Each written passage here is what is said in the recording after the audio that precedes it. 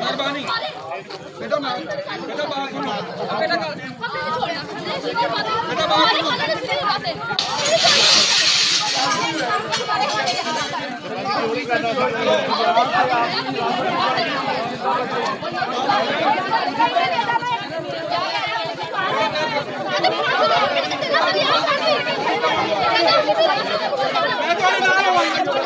सबसे पहले मैं थोड़े नाल